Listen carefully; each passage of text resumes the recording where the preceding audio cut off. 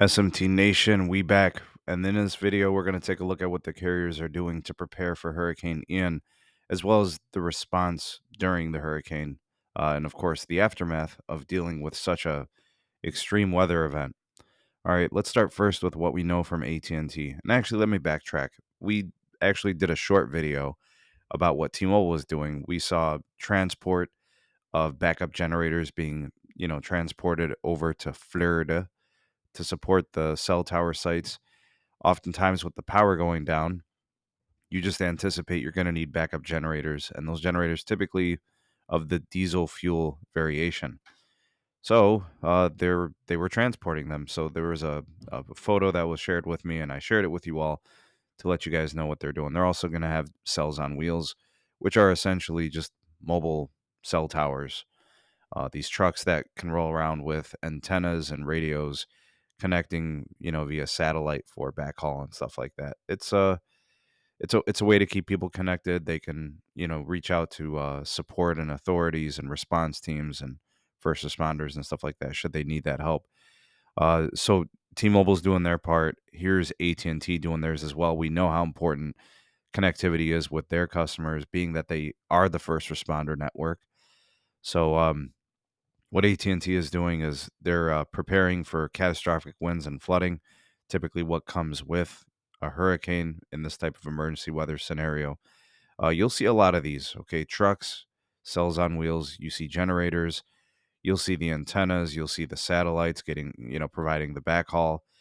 And the National Disaster Recovery Team will be there to aid, to support FirstNet users, first responders, customers, people that need to contact facilities for dealing with this issue with the ongoing weather event. So they've installed more generators at critical cell towers that are probably most likely to get directly hit uh, by the expected flooding, the extreme weather.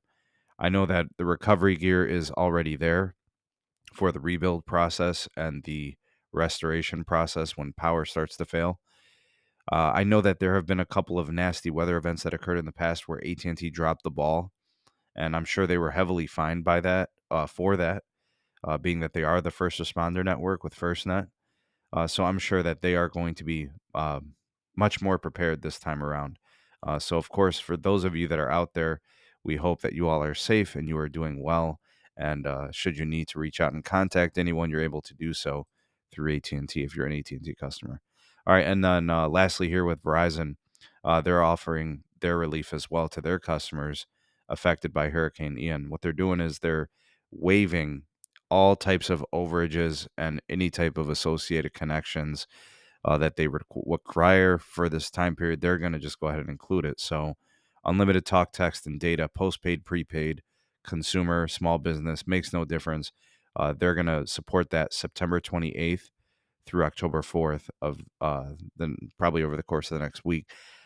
I would assume that AT&T and T-Mobile are doing the same. So, this is good. Now, stores, the carrier stores, obviously are going to be closed. I would assume Verizon, AT&T, and T-Mobile, but you can reach out to the support staff should you need anything. They'll be ready to respond. So, some specific counties that are impacted are included in this. You guys can see the names here: Charlotte, DeSoto, Hardy, Hillsborough, Lee, Manatee, Pinellas, Polk, and Sarasota. In terms of Verizon Frontline support for first responders, they got you covered. They got the Verizon Frontline Crisis Response Team.